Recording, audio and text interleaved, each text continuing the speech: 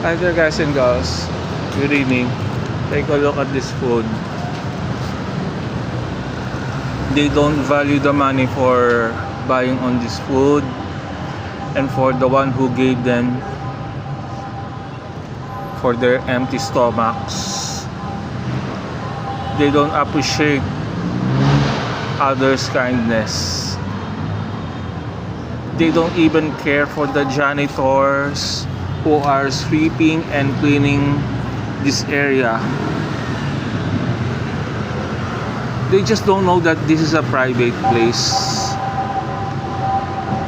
How come that they don't put this on the trash properly? So pathetic.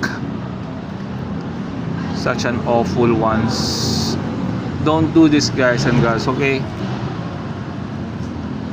Be responsible enough.